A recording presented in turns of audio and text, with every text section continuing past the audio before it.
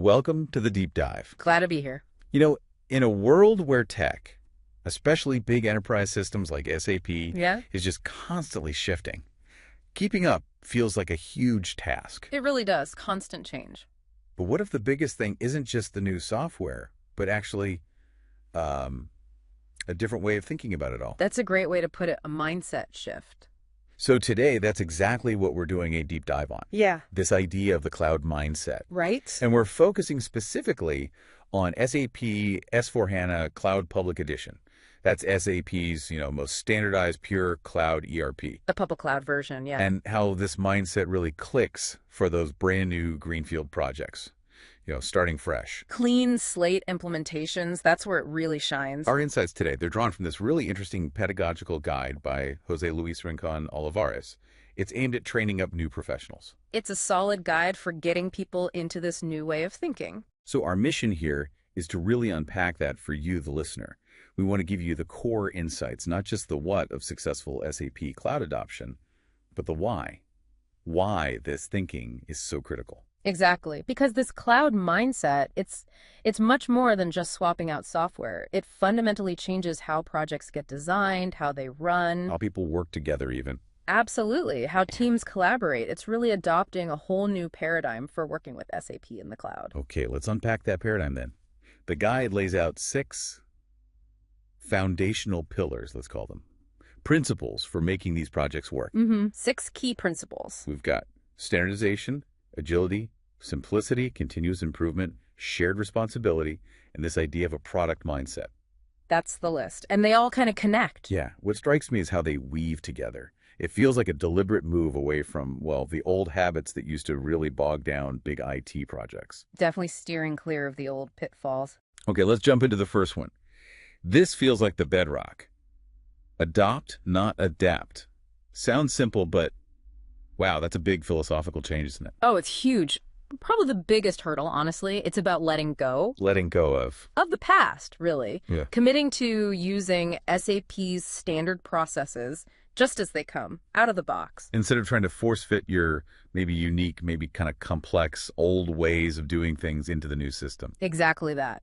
The big trap we're trying to avoid here are those unnecessary Z developments. Ah, the custom code. Yep. That custom stuff built outside the standard, it becomes this hidden tax later on. It hinders innovation. So just to make it concrete, instead of building some totally unique custom approval workflow, you just use the standard SAP one. You embrace it. You leverage the standard functionality that's already there, already proven. Why is sticking to standards so crucial for someone moving to the cloud? I mean, beyond just the cost of building the custom stuff initially. It's all about future agility. It really is. Every bit of custom code you don't build now saves you that hidden tax on every single innovation SAP releases down the line. Right, because SAP updates this public cloud quarterly, don't they? Every quarter. And think about it. Each update hits, and suddenly your custom code might need retesting, tweaking, maybe even a total rewrite. Ouch. That sounds painful. It can be. The guide actually shows this well. It uses tools like SAP Signavio to visually map out the standard process versus maybe a client's current, more tangled one. So you can see the difference clearly. Exactly. It's not just about having a cleaner system now. It's about future-proofing your ability to upgrade easily, to actually use the new stuff SAP gives you without constant rework. Thinking of customization as a hidden tax. Yeah. I like that framing. It really highlights the long-term cost. Okay, so if you commit to adopting standards, what's the next logical step? How do you make this cloud journey smoother? Well, that flows nicely into the next principle. Simplicity. Simplicity. Yeah, focus on clean, pre-configured solutions. The trap here is that urge to reinvent processes that SAP already handles really well in the standard system. So don't reinvent the wheel unnecessarily. Precisely. A prime example is really digging into and using the pre-configured business content, the packages SAP provides right from the start. That sounds good in theory, but is there a risk? Could pushing too hard for simplicity maybe stifle a process that is genuinely innovative or gives a business a competitive edge? That's a fair question. And the goal isn't simplification for its own sake, like dumbing things down. It's smart simplification. Okay, what's the difference? By adopting standard, proven processes for the basics, you actually free up your time, your resources, your brain power. To innovate where it really counts. Exactly, where you actually differentiate rather than spending effort on, say, a basic procurement flow that SAP has already optimized. Got it. So focus innovation efforts strategically. Right. And the training always hammers this home. Less custom code means way less maintenance, less complexity, fewer things to go wrong later. How do you show that? We often use practical labs with the Central Business Configuration Tool, CBC. It shows how you can set up complex stuff without needing, deep back-end technical coding for everything. Simpler configuration. Right, which leads to efficiency. And that brings us nicely to speed, which is where agility comes in, right? That seems vital for cloud projects. Absolutely critical. For cloud, agility means embracing a fast-paced, iterative way of working. So less big bang, more small steps. Exactly. We're talking about using backlogs, running short sprints, making decisions quickly, not getting stuck. And avoiding those, the old long, drawn-out waterfall cycles? Yeah, those bureaucratic cycles that just seem to drag on forever in traditional big implementations. They just don't fit the cloud model. So what does Agile look like here? Like prototyping? Imagine prototyping solutions maybe every 2 weeks, getting quick feedback from users, adapting as you go. That's the kind of rhythm, the responsiveness we're aiming for. That feels radically different from how big SAP projects used to run. How do you actually get a large organization, maybe one used to slower ways, to adopt that kind of pace? It's definitely a cultural shift, and it's driven by focusing on delivering actual value quickly, rather than waiting for theoretical perfection. Value over perfection. Right. The pedagogical approach is all about getting functional pieces, even if they're not 100% polished, into the hands of users fast. So they can see progress, give real feedback. Exactly. We even simulate things like managing backlogs and running sprints in the training environments. It gives people a real feel for it. So it teaches you, the listener, how to speed up your projects, deliver value bit by bit, and keep everyone bought in because they see things happening. Keeps the momentum going. Okay, next pillar, continuous improvement. Seems kind of obvious, maybe. But what's the specific angle here for SAP Cloud? The core idea, the absolute must-have, is the willingness to actually accept and embrace those quarterly updates from SAP. So it's about the updates, not just general improvement. Yeah. It's specifically about embracing that constant evolution driven by SAP. The big thing to avoid. Resistance to change. Which is... Yeah. Pretty human. Right? Very human. But with cloud, especially public cloud, you have to be ready to look at new features, new functions every single quarter, evaluate them, see how they can help. So for me, as someone working with this, it means understanding that keeping up with these updates isn't just optional, it's basic maintenance almost. It's fundamental to keeping the system robust, secure, and competitive. And it builds that culture of ongoing learning in your organization. I can just picture clients who resisted updates for years and then found themselves stuck on old, vulnerable systems. That must be a common sticking point. Oh, it's a huge one. Often it comes from a fear of disruption. If it ain't broke, don't fix it. Right. But they don't always see the bigger disruption of falling behind, missing out on new capabilities, maybe security patches. It's a different kind of risk. Exactly. That's why learning after go live is so important, and why good training has to cover how you actually assess and adopt these new quarterly features. That makes total sense. Okay, moving on. Shared responsibility. It sounds like it changes how teams work together quite a bit. It absolutely does. It's about getting the business, the actual users, deeply involved from day one. Not just leaving it all to the IT department. That's the pitfall to avoid. Just delegating the whole thing to the tech teams. Think about it. The finance team.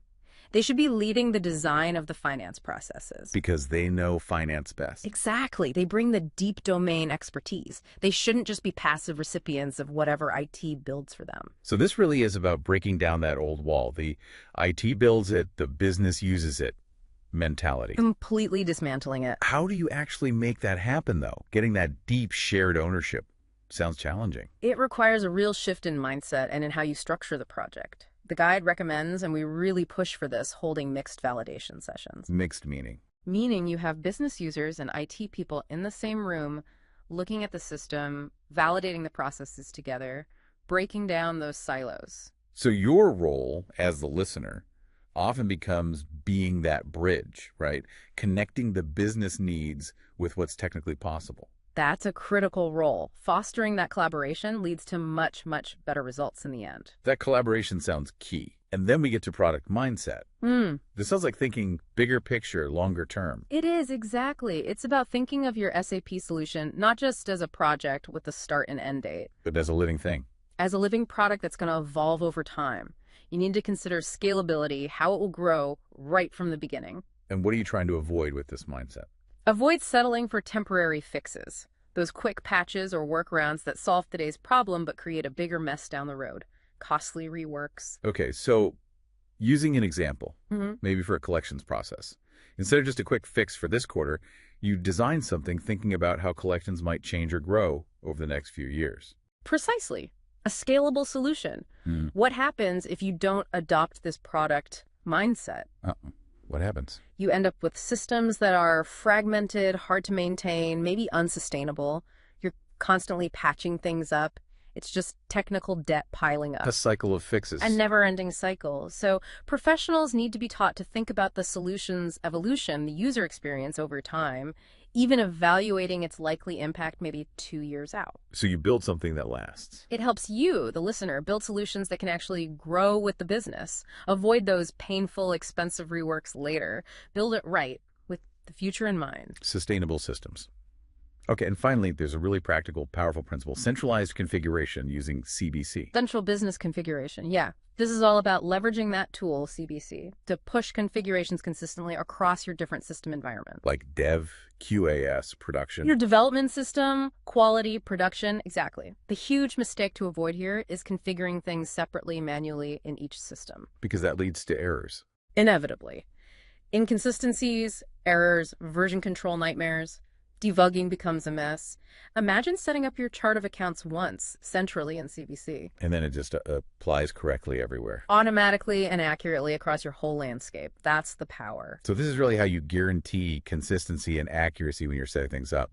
And cut down on those manual mistakes that can just derail everything. Precisely. It massively reduces the chance of human error, speeds up deployments, makes everything much more reliable and consistent.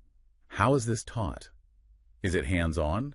Yeah, in training, there's usually a specific lab just for CBC. You get hands-on experience to really drill home how it streamlines the whole configuration process. So for your project's listener, understanding CBC is key for that consistency, accuracy, and just overall efficiency. It's a very practical tool for implementing this mindset. Okay, now to really make all these principles stick, let's imagine a scenario. You're in a workshop, a hypothetical one. Right. And you get hit with a real-world type of challenge. Okay, so here's the setup.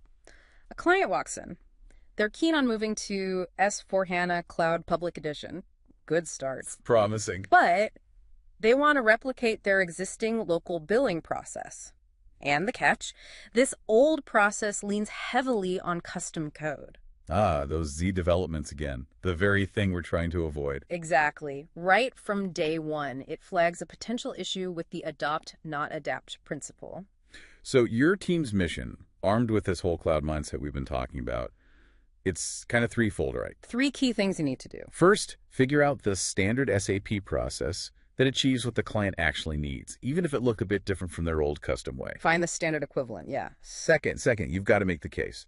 Argue convincingly why adopting that standard approach is fundamentally better for them in the long run than trying to rebuild their old custom thing. Explain the why behind adopting, using the principles we discussed. And Third, propose a solid plan. Show them how you'd implement the standard solution using tools like central business configuration and following the SAP Activate methodology. right. So this kind of exercise, it forces you to take all these ideas, simplicity, agility, product mindset, CBC, and actually apply them to solve a real problem. It makes it practical. It cements that cloud mindset way better than just reading about it in a guide. You have to use the principles. It really drives home that in this SAP S/4HANA Cloud Public Edition world, the transformation, it's not just about the software itself. Not at all. There's that powerful quote from the guide. Yeah. Changing the system is not enough. We must change our way of thinking about the transformation. That really sums it up perfectly. You did? And it leads to a crucial question for you, the listener, to maybe reflect on. Hmm. When you approach a new project, is your first instinct still, okay, how do we build exactly what we had before? Or are you starting to shift? Are you shifting that perspective to ask, okay, what does SAP already offer here? How can we leverage that standard functionality, and what new efficiencies, what new possibilities does that open up for us? Thinking about how that mindset shift could impact your own work, your projects, your whole understanding of these cloud transformations, that's really the key takeaway, isn't it? It's the fundamental shift needed for success in the cloud.